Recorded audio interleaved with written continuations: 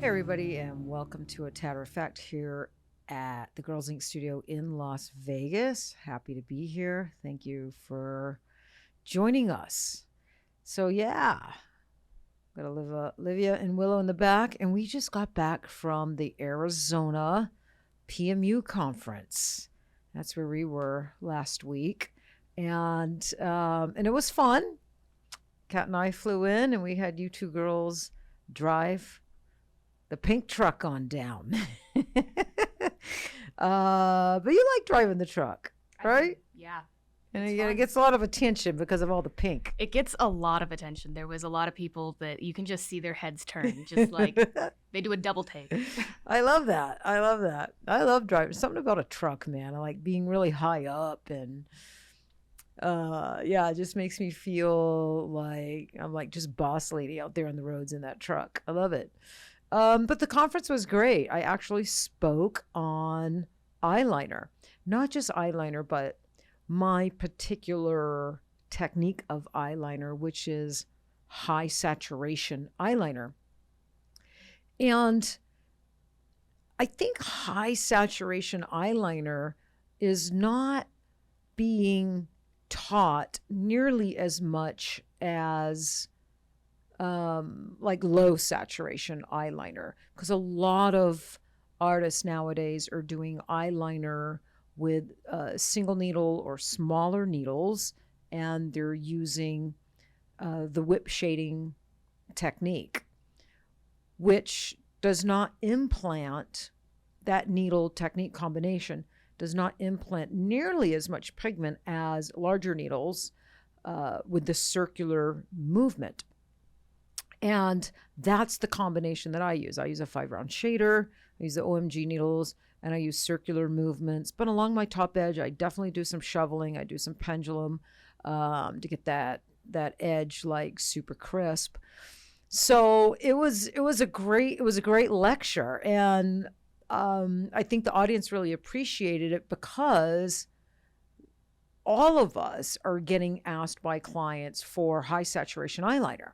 I mean, a lot of clients want to heal with black eyeliner. They want black eyeliner, and they want it bolder and striking. And a lot of technicians don't quite know how to accomplish that, or they can accomplish that, but it's taking them several sessions because they're using smaller needles and they're using techniques that implant a small or a moderate amount of pigment. So I was super stoked to give that procedure, to give that lecture, and got lots of questions and great response about it. And I think on our last episode, you guys, we talked about filming that video for the conference, and like how stressful it was and what a pain in the ass it was. But the video came out really, really good, and which motivated me and got me started on building out the online course for high saturation eyeliner. So that's what I'm currently working on. We've got one video, and it's really, really good. We are going to film another client who's more like a fits 2, fits 3. My client in the current video is she's Hispanic, she's a fits 4, and so I wanted someone that's more like a fits 2, fits 3, and get a couple different models in there.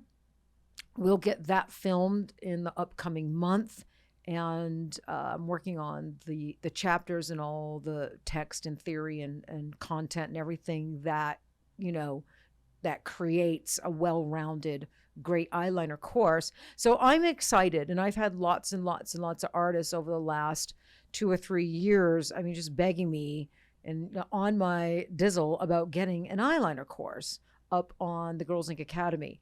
So this conference, that was the kick in the ass that I needed, to do that, because, I needed a video for the conference. So keep on the lookout for that. My high saturation eyeliner course coming to the Girlz Inc. Academy platform in probably in the next 3 months. It will be ready. I do take a little bit longer I will admit, because, you know, I'm super particular about the content and how it's written, and I'm detailed, and I want it to be the best course that it couldn't possibly be. I'm the type of person that I would bet my last dollar on my course. I just would. I put my last dollar on the line up against my course. And, when you think like that, that just keeps the quality and the integrity of the course super high. So, so bear with me while I get it done, and we'll do an email blast, and I'll probably let you know on here as well that it's ready. So that's coming. I'm super excited.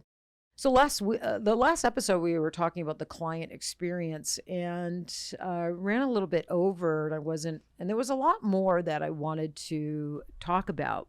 I think, young artists, or not even necessarily young artists, but artists that maybe have been renting a room in a salon, or they've been in a studio like Girlz Inc., under a studio owner. They get to a point where they're ready for their own studio, and they kind of have to start thinking about how they're going to deal with clients, because in a lot of cases, if you're in a studio like here at Girlz Inc., a lot of times it's the owner of the studio or the front desk. You've got a team around you that handle a lot of the client stuff. Like, the artist doesn't get too involved. Yes, you're involved in the procedure room because you're the one doing the procedure, but as far as bookings and things like that, dealing with lots of things pertaining to the client will fall on the studio or the studio owner rather than the client. So, and I don't think client experience is talked about enough. The clients, that's our bread and butter.